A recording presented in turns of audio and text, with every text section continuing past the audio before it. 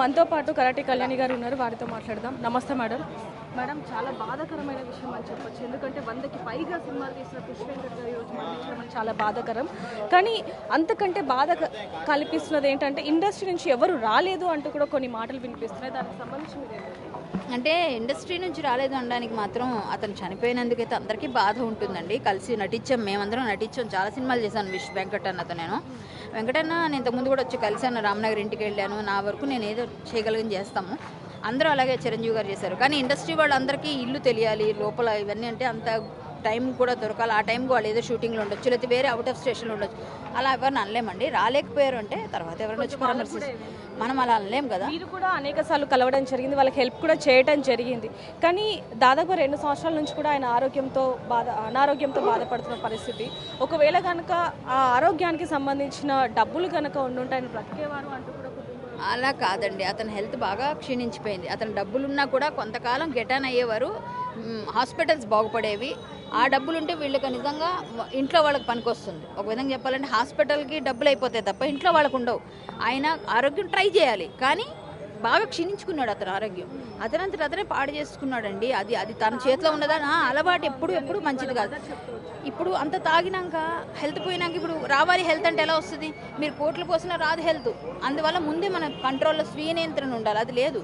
అది లేనప్పుడు మనం ఏం చేయలేము. అంతకుముందు వచ్చినప్పుడు మానేసాను అని చెప్పాడు, మళ్ళీ అదే చేసిండు ఆయన. ఇప్పుడు దానివల్ల ఆయన హెల్త్ పూర్తిగా పోయినాక ఇప్పుడు ఏం చేయగలరు? ఎవరైనా ఎవరు ఏం చేయలేరు. సో వాళ్ళ ఫ్యామిలీ కానీ ఎవరు కానీ బాగుండాలని కోరుతారు. ఇప్పుడు ఆయన ఎక్కడ జాయిన్ చేసినా హాస్పిటల్ వాళ్ళు తీసుకుంటారు తప్ప డబ్బు అలాగ అవుతుంది. అంటే వాళ్ళు కూడా డబ్బులు తీసుకుంటారని కదా, ఖర్చు పెట్టినా వైద్యం చేస్తారు, ఖర్చు పెట్టకపోతే వైద్యం చేయరు. సో అప్పుడు ఎవరేం చేయగలరు? వీళ్ళు పెట్టే స్థితి వీళ్ళకి లేదు. అప్పుడు ఎంతకాలం అయినా సరే అలా కొంతకాలం సస్టైన్ అవుతారు. కాబట్టి అతను చేతులారా స్వయంకృత అపరాధం, అంతకుమించి ఏం లేదు. అతను ఇంకొంచెం గట్టిగా ఉండి విల్ పవర్తో మంచిగా బయటకు వచ్చి ఉంటే ఇప్పటికి బోల్డ్ సినిమాలు చేసేవాడు. మళ్ళీ అతను మంచి నటుడిగా మనం చూసేవాళ్ళం. మీతో అనేక సినిమాలు చేశారు, మీ ఇద్దరికి కూడా మంచి పరిచయం ఉందని చెప్పొచ్చు. ఆయన గురించి ఒక మాటలో చెప్పాలంటే ఏం చెప్తారు? మంచి ఫన్నీ పర్సన్ అండి. సెట్లో ఉంటే అందరితో కామెడీగా నవ్వుతూ జోకులు వేస్తూ అందరిని నవ్విస్తుంటాడు. ఎప్పుడు కూడా ఆయన మాండలికమే అసలు నవ్వొస్తుంది. ఫస్ట్ ఆయన మాట వాడే పద్ధతిలోనే సీరియస్గా ఉంటాడు, కానీ సైలెంట్గా జోకులు వేస్తాడు. మేము కలిసి చాలా ఫైట్లు గట్టిగా అన్నీ చేస్తున్నాం.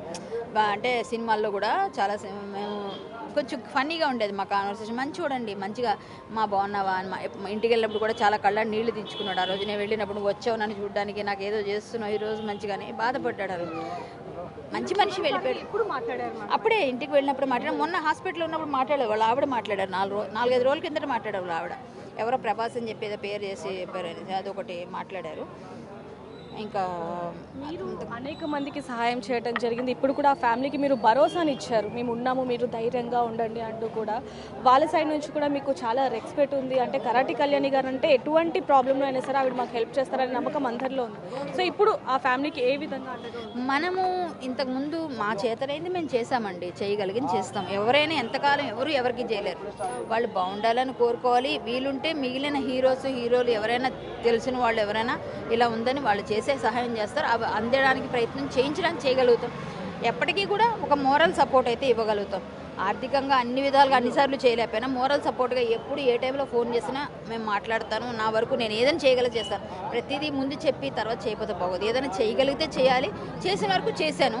ఇక ముందు చేయాలనుకుంటే ఏదైనా దేవుడిస్తే మనం చేద్దాం. లేకపోతే చేసేవాళ్ళు చేసే ఇల్లు చూపించాలి, అదన్నా చేద్దాం. ఇంకా చివరిగా ఆయన ఆత్మకి శాంతి చేకూరాలని కోరుతున్నానండి. ప్రగాఢ సానుభూతి తెలియజేస్తున్నాను ఆ కుటుంబానికి. నాకు తెలిసిన ఒక మంచి సహనటుడు, మంచి నటుడు మన మధ్య లేకపోవడం బాధాకరం. వరుసగా చాలామంది వెళ్ళిపోయారు. మొన్న కోట గారు వెళ్ళిపోయారు.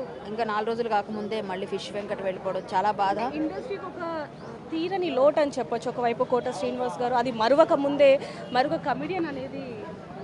అంటే కోట శ్రీనివాసరావు గారు డిఫరెంట్ జోనర్లో ఉన్నారు, ఈయన వేరే జోనర్లో ఉన్నారు. కానీ ఎవరైనా సరే ఇండస్ట్రీలో సినీ కళామ తల్లిలో వీళ్ళు కూడా ఒక పార్టే ఉన్నవాళ్లే, కాబట్టి ఒక లోటండి. సో చూడొచ్చు, అందరూ కూడా ఆయన ఆత్మకి శాంతి చేకూరాలనే అనుకుంటున్న పరిస్థితి చెప్పొచ్చు, కోరుకుంటున్న పరిస్థితి చెప్పొచ్చు. ఏదైనప్పటికీ మరి కాసేపట్లో అయితే అంత్యక్రియలు ఇక్కడ నుంచి మారేడుపల్లి శ్మశాన వాటికైతే మొదలవబోతున్నాయని చెప్పొచ్చు. మరిన్ని వార్తల కోసం చూస్తూనే ఉండండి బిగ్ టీవీ.